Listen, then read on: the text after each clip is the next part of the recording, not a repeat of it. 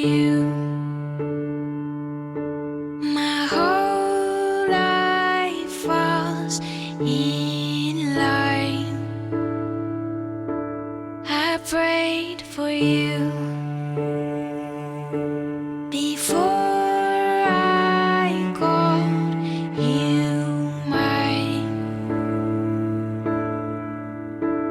Oh, I can't believe it's true sometimes. Oh, I can't believe it's true. Cassidy, let me start out by saying how honored and grateful I am to be standing in front of you today. To get here has been the most incredible journey of my life. I think back to all of the late night study sessions at Auburn's library that forged the start of our relationship, and it's incredible to see how much we've grown since then, both as individuals and as a team. Lord knows we've seen our fair share of trials since then, but these experiences have only strengthened our bond. For how could we expect to grow strongest as a couple without facing adversity? Philippians 4:6 says, "Do not be anxious about anything, but in everything, by prayer and supplication, with thanksgiving, let your requests be made known to God."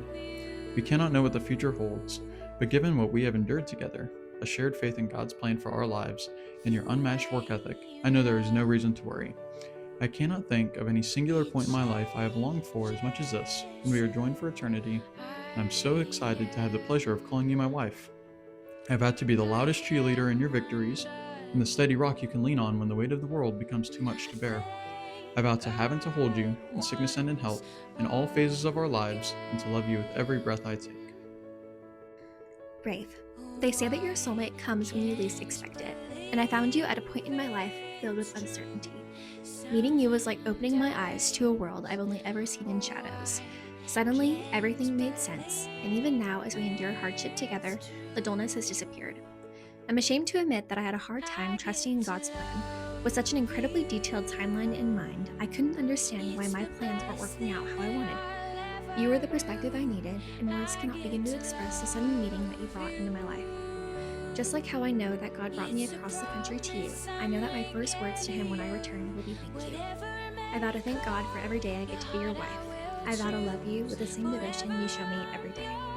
I vow to always uplift you, celebrate with you, and humble you when necessary. I vow to always be your light, just as you've been mine, showing you hope and promise when times get hard. I vow to always show you patience and compassion as we navigate through life, in the quiet and the chaos, in joy and in sadness, in sickness and in health. No matter what changes around us, my love will never flicker with circumstance, never failing and always steadfast. Ephesians 4:2 says, "Be completely humble and gentle. Be patient, bearing with one another in love. I love you always and forever, with a love not borrowed from feeling, but built on faith, unchanging, unshakable, and unending, with all that I have and more."